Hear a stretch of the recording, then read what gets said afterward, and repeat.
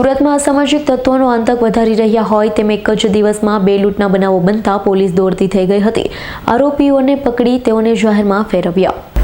સુરતના સરથાણા પોલીસ મથક હદ વિસ્તારમાં લૂંટેરાઓ બેફામ બનતા પોલીસ દોડતી થઈ ગઈ હતી. સરથાણા વિસ્તારના કારમાં આવેલા 4 આરોપીઓએ 2 અલગ-અલગ જગ્યાએ લૂંટ ચલાવી હતી. જાણે પોલીસનો કોઈ ડર જ ન હોય તેમ કારમાં આવે અલગ-અલગ લોકો પાસેથી રોકડ અને દાગીનાની લૂંટ કરી લૂંટેરાઓ ભાગી છૂટ્યા.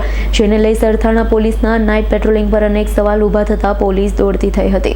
थाना पुलिस स्टेशन के हद विस्तार में फरियादी का अपहरण करके उसके साथ लूट करने के आरोपी को गणतरी कलाकों में बहुत ही कम समय में सरथाना पुलिस ने पकड़ लिया है.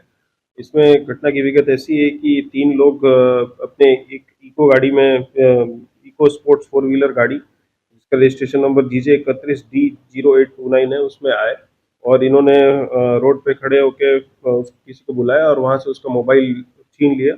साथ ही में मोबाइल के साथ सोनानी और चांदीनी वस्तुएं जो थी वो भी उनसे छीन लिया गया. इसमें सरथाना पुलिस ने 2 गुना रजिस्टर किए थे भारतीय न्याय संहिता 2023 के हिसाब से, जिसमें रॉबरी की कलम उमरी गई थी.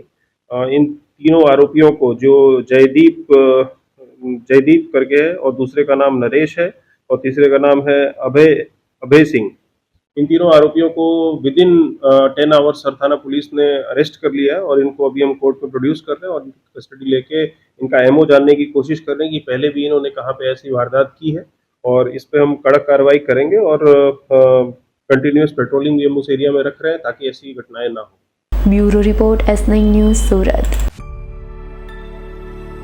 અમારી તમામ માહિતીથી અપડેટ રહેવા માટે જોડાયેલા રહો S9 ન્યૂઝ સાથે.